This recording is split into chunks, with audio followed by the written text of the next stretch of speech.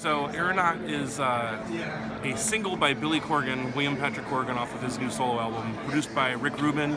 And I work at a company called Isobar. We've known Billy for a long time, and I've talked to him about how do you, in today's world, create using all these new tools. And we have a big VR practice. And so over a couple years' time, through lots of conversations and creative directions, we finally settled on this idea of creating some sort of a virtual experience for this album, and specifically the song Aeronaut. A little bit of backstory, to get this done, we partnered with our friends at Viacom.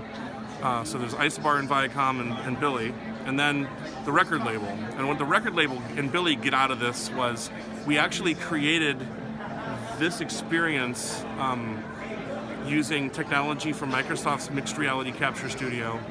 Google Tilt Brush is where we created all the illustrations with an artist named Danny Bittman, who's here with us somewhere. And then using Unity as the game engine and the platform. Unity has a thing called Cinemachine. So what we basically did was build a 3D environment. We captured Billy and put him in there. We created a piano, and Danny illustrated all this artwork to tell this story called Aeronaut, which is a song that Billy Corgan wrote for his an infant son, right? And it's kind of like the trials and tribulations of the world around you as you grow. So we like the story, the song's pretty good, and after the course of the project, we ended up with a virtual world where Billy was performing, and the first thing that we did with that was we created a 2D music video. So if you go to YouTube and you search for Aeronaut, you'll find the video, and the video was shot inside of the VR experience. So for us and the rest of our regular business is working with companies like General Motors or Adidas or something. And we think that the future here is essentially creating sets inside of VR and then going in and shooting content, whether it be for print magazines or for Instagram or making TV commercials. You don't necessarily need physical spaces and physical sound stages and sets anymore, which is pretty amazing.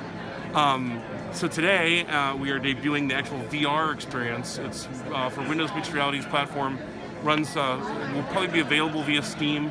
And it's sort of a passive experience, but you're in volumetric room scale VR, so you can walk around, you can kind of see the scene and Billy playing from different angles as he kind of performs the song and as the world changes around you.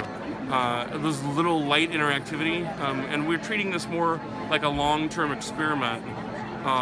Back in the day when you'd make a record album, once it was shipped, it was done, right? And 20 years later, you remaster it. We're treating this as sort of a way to keep the art alive, and as new ideas flow, he's got a concert or a tour coming up with the Smashing Pumpkins. Maybe there's some interaction between that, or maybe this platform extends to that. So we don't really know where it goes, but we know where it is now, and it's really exciting to have worked with Google and Microsoft and Unity and Viacom and brought these minds together to create really a next generation kind of VR experience.